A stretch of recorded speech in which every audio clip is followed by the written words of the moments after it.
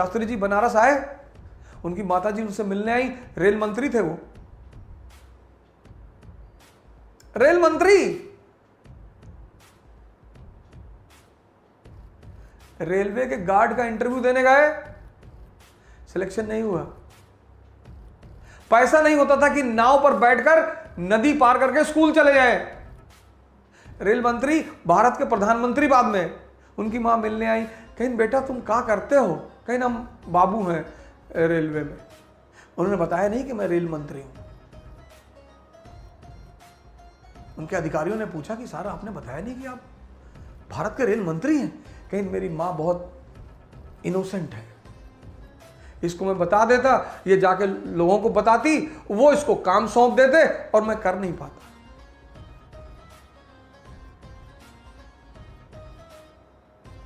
अपने बेटे के खिलाफ एफआईआर कर दी क्योंकि वो प्रधानमंत्री की कार लेकर चला गया था।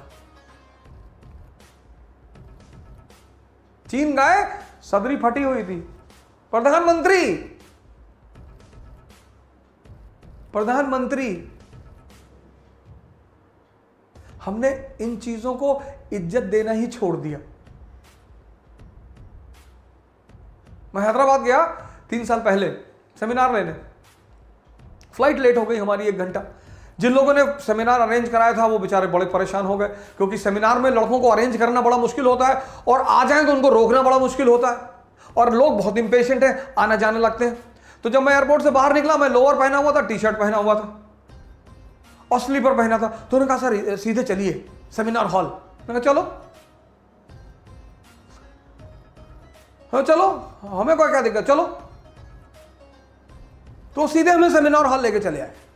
तो जब मैं वो लोअर थी और टी-शर्ट रेड कलर की और चप्पल, और हम सेमिनार हॉल में चले गए, डाइस पे खड़े हो गए, तो कोई रिएक्शन ही नहीं हुआ, ना कोई गुड मॉर्निंग बोला, ना कोई खड़ा हुआ, कुछ रिएक्शन ही नहीं हुआ। सोचे पंखा उनका ठीक करने आया होगा।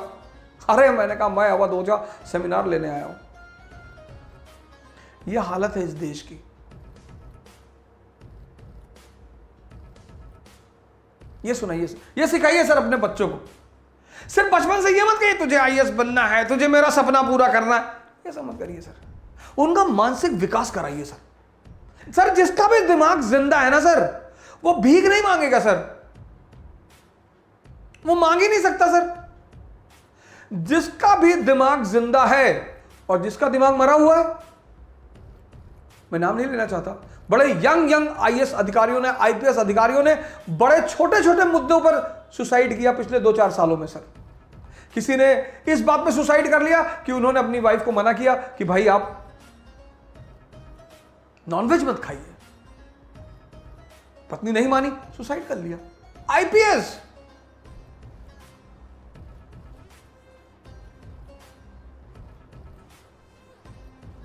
शिक्षा का उद्देश्य है दिमाग को जिंदा करना।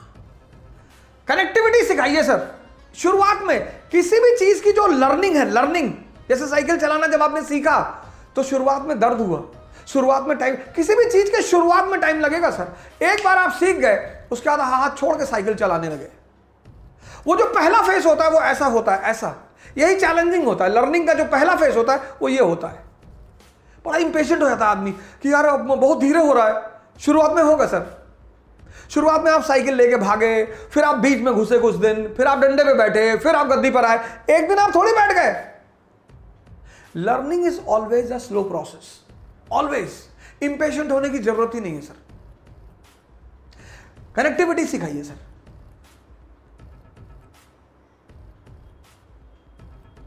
अपने बच्चों को जोड़ना सिखाइए। आप नहीं पढ़ा रहे ना, आपका ट्यूटर पढ़ा रहा है, कोच पढ़ा रहा है, ट्यूशन पढ़ा रहा है, उनको बोलिए कि भैया हमारे बच्चों को रटाना मत, समझाओ, जोड़ना सिखाओ, डायग्राम बनाओ, डायग्राम ऐसे बनाओ, डायग्राम। धम्मा ऐसे लिख दिया, धम्मा, धम्म की नींद किसकी? अशोक की, अशोक की। भारतीय उपमहाद्वीप, इंडियन सबकॉन्टिनेंट पर कब्जा, इंडियन सबकॉन्टिनेंट यानी पाकिस्तान बांग्लादेश भी मिला हुआ है, पर कब्जा, मौर्य साम्राज्य। ये Indian subcontinent unity in diversity का इलाका, अनेकता में एकता का इलाका। आज कौन है? हिंदू है, मुसलमान है, ईसाई है। उस समय कौन थे?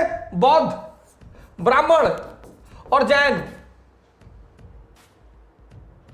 और ग्रोथ और डेवलपमेंट की सबसे बड़ी आवश्यकता क्या है?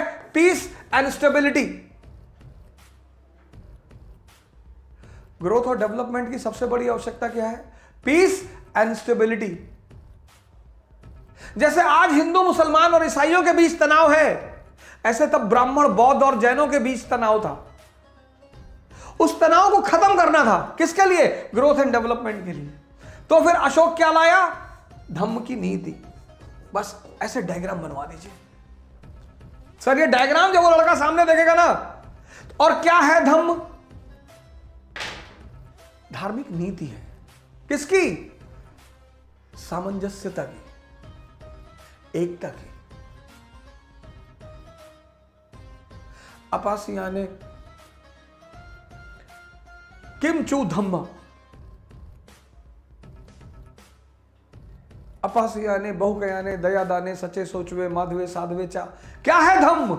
अल्प पाप। अपासियाने बहुकयाने, बहुत लोगों का कल्याण। स्टेट सबके कल्याण की बात कभी नहीं कर पाएगा। अपासियाने अल्प पाप, बहुकयाने बहुत लोगों का कल्याण।